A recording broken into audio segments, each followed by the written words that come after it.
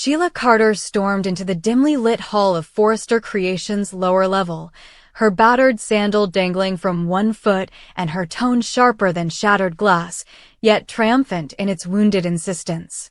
The staff, drawn by the commotion of her arrival and the sight of her swollen foot, where a makeshift bandage wrapped around the missing tip of her fourth toe revealed the aftermath of a poorly judged step into a metal filing cabinet drawer, watched with a mixture of pity and suspicion as she hobbled to the center of the room and planted her uninjured foot firmly on the polished concrete.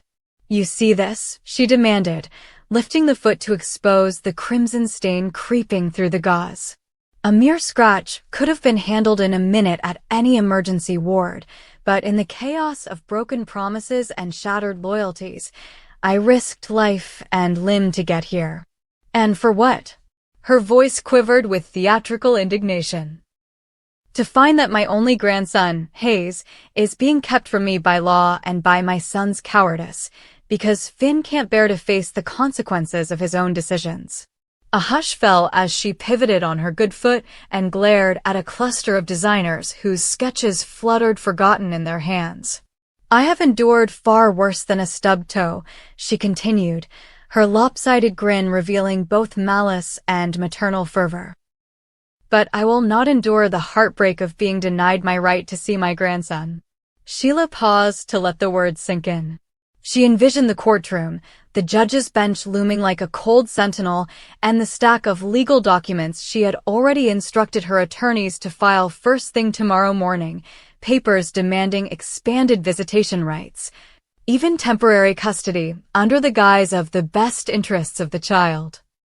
She relished how Finn's guilt at abandoning his sister Luna in a life-threatening crisis would play into her hands. The scandal of Luna's near-fatal surgery had rippled through Los Angeles like a tsunami.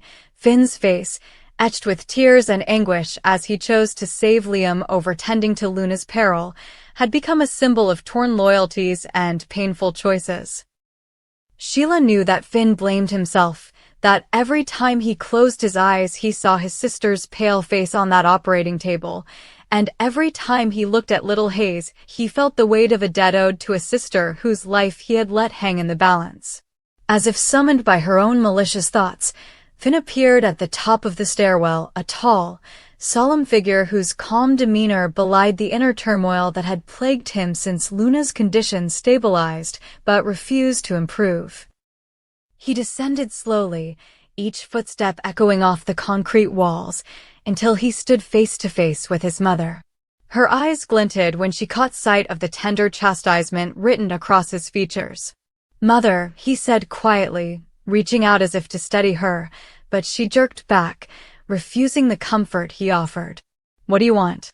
The single word was an arrow loosed from a taut bow, laced with both irritation and curiosity. Sheila straightened her back and drew herself to her full height, an impressive, defiant posture even with one foot in pain. She let out a dramatic sigh.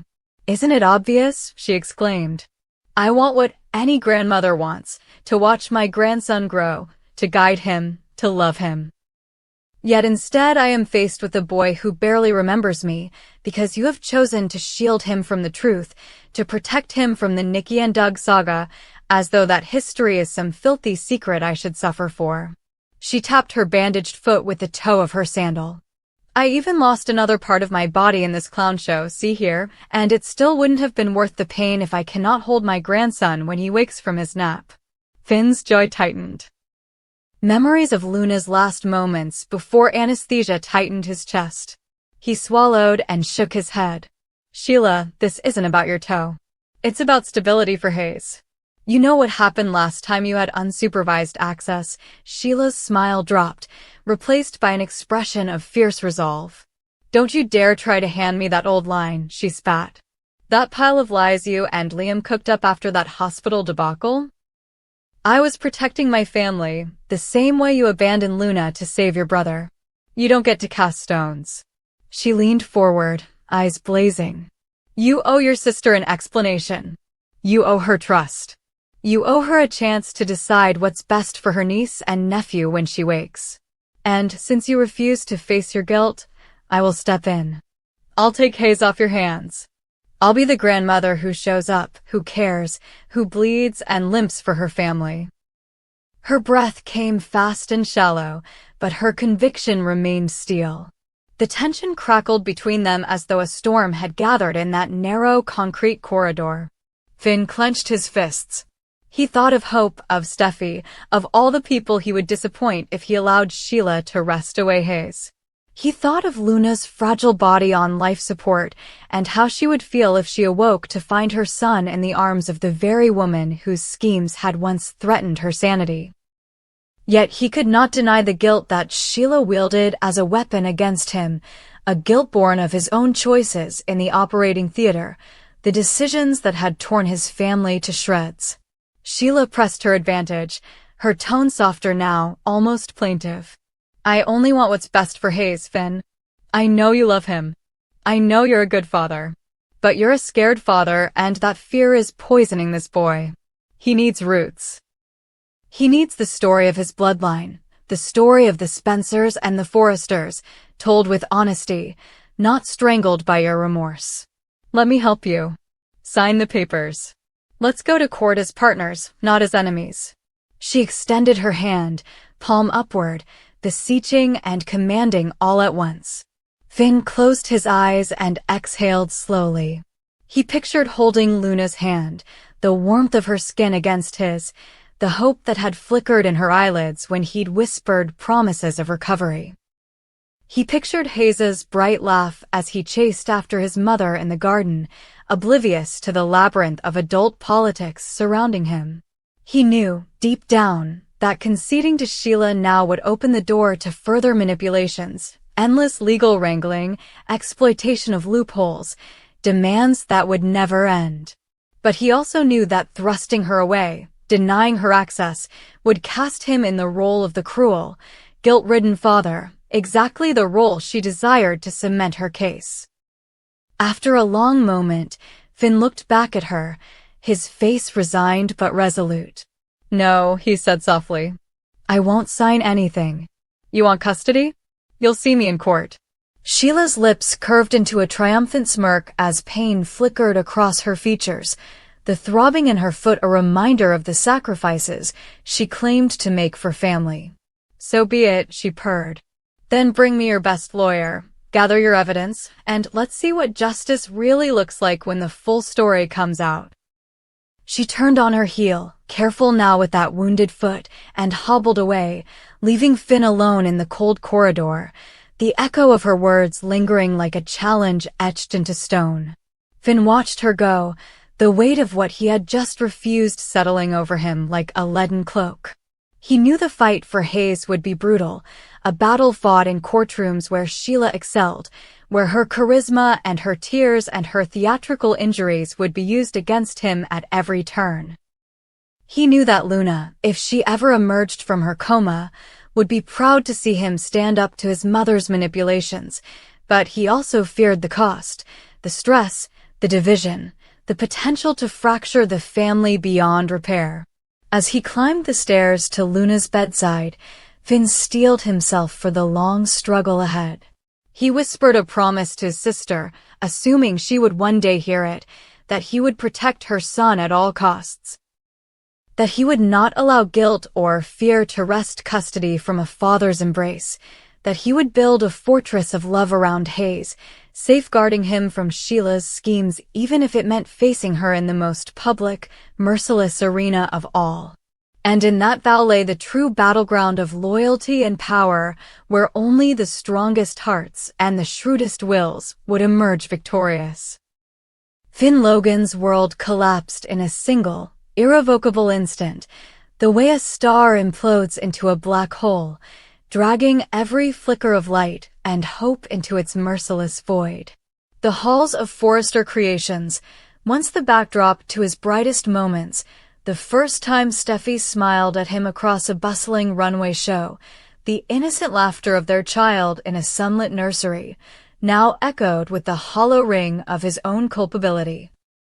Night after night, he lay awake in the darkness, his pillow soaked with tears, haunted by the memory of Luna's pleading eyes as she slipped beneath anesthesia, the frantic phone call from the hospital that forced him to choose saving Liam over staying by his sister's side, and the distant wail of monitors signaling her rise from surgery. Alive, yes, but forever changed, tethered to machines and a future he could not secure.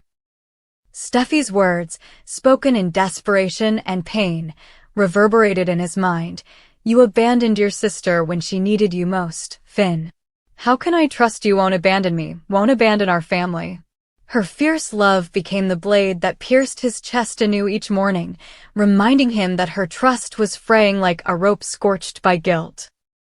He stumbled through his days at the hospital, once a place of healing, now a labyrinth of memories he could not escape, every corridor a corridor to his own failures. Every time a patient's cry echoed down the hallway, Finn recoiled, tormented by the thought that he was, by right of his own hands, unworthy of the noble name he carried. His once steady hands shook as he charted rounds, his usual confidence crumbling beneath the weight of unspoken apologies to a sister whose voice he would never hear again. His marriage to Steffy, which had blossomed like spring after the bleak winter of betrayal and broken promises, now teetered on the edge of a chasm too vast to bridge with mere affection. The dinners they shared in the softly lit dining room of their home felt hollow. Steffy's forced smiles and stilted conversation underscored the distance growing between them. Each morning, Finn would rise before dawn, slip out onto the balcony overlooking the city, and stare at the horizon as though searching for a path back to redemption, a path that seemed to vanish with every sunrise. In the silence, guilt and despair wrestled in his chest, leaving him gasping for breath, as if he had inhaled all the sorrow of the world in a single lungful.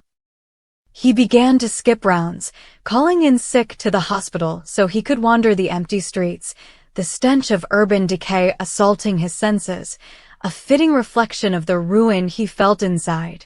He refused Steffy's attempts to reach him, ignoring her texts, her calls, the gentle coaxing to talk, to share the burden. When she confronted him, tears pooling at the corners of her eyes, he could only look away, ashamed that his love for her had become a chain that risked dragging her into the abyss he inhabited. Into that darkness stepped Sheila Carter, mother bear masquerading as the wounded soul in need of comfort. She found Finn in the hospital chapel one rainy afternoon, his head bowed before a stained glass window that cast fractured rainbows across the marble floor. She approached with the soft tread of a confidant, her voice honeyed with sympathy, as though she, too, bore the unbearable weight of a daughter's suffering. Finn, she murmured, her hand lightly brushing his shoulder, I know how it feels to lose so much, to stand in the rubble of your own life and wonder if you even deserve to breathe the same air as everyone else. Her tone was that of a preacher consoling a fallen parishioner, but her eyes gleamed with something colder, opportunity. Without protest, Finn let her guide him from the sterile chapel into the lush, green embrace of the hospital's meditation garden, where the rain dripped like tears from the leaves of ancient oaks. There, under the canopy of dripping boughs, Sheila wove her web. She reminded him of Luna's unconscious form in ICU, the way her chest rose and fell only by the mercy of machines, and how Liam, the brother whose life Finn had saved, would grow up fatherless and uncertain of where his loyalties should lie. With every word, she deepened his self-loathing, transforming it into a weapon aimed at the man she truly believed to blame, Bill Spencer, whose hospital and fortune had cast its long shadow over the Spencer and Forrester legacy, whose philanthropic empire Finn had once respected and even admired. Sheila spoke of Bill's arrogance, his disdain for anyone who dared question his authority in the hospital boardroom, the cold calculation of his every donation, and how Luna's research fund, billions funneled into medical breakthroughs, had saved no one she truly loved. She taunted Finn's sense of betrayal, weaving each half-truth into a tapestry of outrage, rising hospital costs, bureaucratic falsehoods, the board's refusal to investigate the decisions that nearly cost Luna her life. Like a master soprano, she escalated her pitch, offering Finn a purpose beyond his grief. Vengeance. You have power, Finn, she whispered, tracing a finger along the pulse at his wrist as though transcribing a secret map onto his skin. Your name, your position, your loyalty, you can turn them against him. You can expose Bill's misdeeds, reveal the failings of this hospital he holds in his iron grip, and you can do it in front of everyone. You can avenge Luna by tearing down the empire that let her suffer. Under the gnarled limbs of the oak, Sheila painted a grand revolt, promising Finn the catharsis of seeing Bill's career unravel, the sweet taste of watching his rescinded grants, his tarnished reputation. She became the only voice that resonated with his fractured psyche, the only soul who did not ask Finn to apologize for his choices, but to wield them as instruments of justice. From that moment, Finn's transformation began in slow, inexorable waves. He returned to the hospital not as the compassionate doctor he once was, but as a man on a mission, his eyes dark wells of purpose, his hands no longer shaking but steady, resolute. He started subtly, questioning Bill's directives in closed-door meetings, casting doubt on the validity of the hospital board's decisions, leaking internal memos to investigative journalists hinting at mismanagement and favoritism. He used his access to patient records to uncover any evidence of complaints or anomalies in the research trials funded by the Spencer Foundation, then delivered his findings to Sheila in handwritten dossiers delivered to a discreet locker at the underground parking garage. He orchestrated equipment malfunctions just subtle enough to sow mistrust in Bill's leadership, a ventilator that cut out for seconds, a pharmacy order delayed by a misplaced form.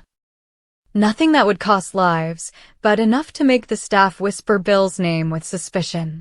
As the hospital trembled beneath a creeping sense of uncertainty, Finn felt a dark surge of satisfaction. Each piece of sabotage, each whispered rumor, each hint of scandal pushed him further from the man Steffy had married and closer to the vengeful figure Sheila envisioned. Steffy watched, horrified, as her husband's face grew pale and determined, as he began to keep late-night meetings with his mother in the very chapel where he once sought solace. She confronted him beneath the same stained glass window where she had once placed her hand over his for comfort. Now she pulled away as though burned. "Finn, what are you doing?" she cried, her voice echoing off the cold stone. "This isn't you. You're letting her poison you." But he only shook his head, eyes alight with a feverish resolve. "She sees the truth, Steffy. Bill's empire nearly destroyed my sister. I'm finally doing something that matters." The gulf between them widened into a canyon too broad to cross with mere pleas of love. He withdrew from her embraces, his last words at night a cold promise of triumph. "I'll make him pay." The final fracture came when Finn, guided by Sheila's manipulations, called for an emergency board vote to strip Bill Spencer of his controlling interests in the hospital, using doctored evidence of financial impropriety Finn had procured from internal audits. At the meeting, Finn stood pale and calm, reading aloud allegations that Bill had misallocated millions of research dollars, that patient care had suffered under his watch. Bill's stunned outrage filled the grand boardroom, but Finn's voice held steady conviction as he presented the undeniable proof. Steffy sat in the audience, tears streaming down her face as she realized that her husband no longer recognized the difference between justice and vengeance. When the board adjourned to vote, Steffy rushed to Finn's side, grabbing his arm. "Please," she begged, "stop this. You're destroying everything I ever dreamed of, our marriage, our family, yourself." But Finn only gave her a sorrowful, distant glance. "I'm doing this for Luna," he whispered, and turned away, meeting Bill's furious gaze with the same steel resolve that had once lit his warmth. As the votes were tallied, the outcome was uncertain, but one truth was undeniable. Finn Logan was no longer the man Steffy married. He had become a weapon of retribution, a puppet in Sheila Carter's grand design, and the scariest adversary his own family could ever face.